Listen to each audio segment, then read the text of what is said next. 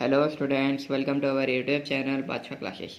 Students, आज के video में हम डिस्कस करने वाले हैं क्लास 12th के फिजिक्स का एक नया टॉपिक है हमारा मास डिफेक्ट।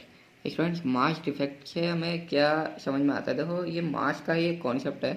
तो इस पर पता है क्या होता है? जो हमारे फ्री स्टेट में न्यूक्लियंस होते हैं ना, जो बाइंड नहीं होते हैं, यानी कि फ्री स्टेट में होते हैं, बहुत ही किसी भी डायरेक्शन में वो जा सकते हैं, जो फ्री स्टेट में न्यूक्लियंस होते हैं। अब न्यूक्लियंस से मेरा क्या मतलब है स्टूडेंट्स?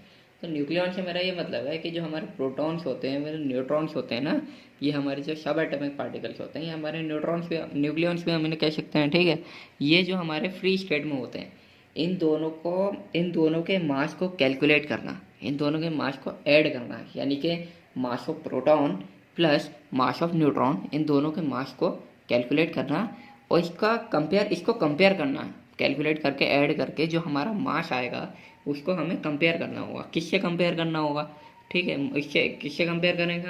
हम कंपेयर करेंगे एक्चुअल मास से। ठीक है स्टूडेंट्स, किससे कंपेयर करेंगे? एक्चुअल मास से। अब स्टूडेंट देखते हैं हम इसे किस तरीके से लिख सकते हैं। इसे हम इस तरीके से लिख सकते हैं कि mass defect is the phenomena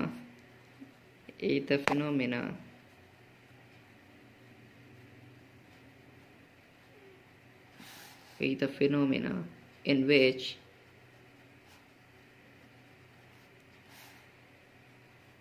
we can compare the actual mass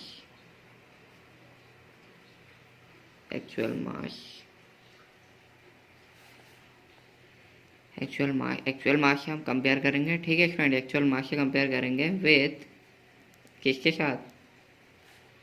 adding the mass of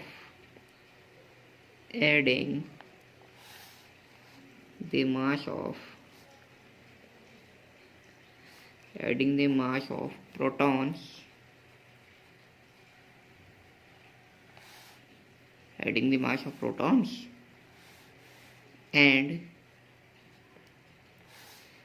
mass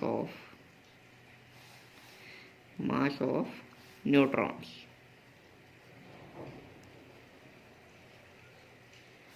mass of protons और मास ऑफ न्यूट्रॉन्स को, ठीक है, इन दोनों को हम ऐड करके उसमें एक्चुअल मास से कंपेयर करेंगे। तो जो डिफरेंस होगा, the difference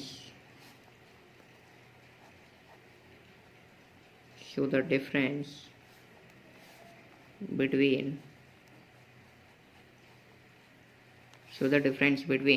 actual mass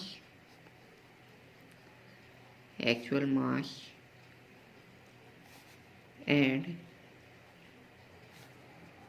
adding mass of protons and neutrons। Protons और न्यूट्रॉन का जो हमें मास ऐड करना होगा, ऐड करके हमारा कैलकुलेट करके टोटल आएगा, तो उसके मास को हम एक्चुअल मास से कंपेयर करेंगे।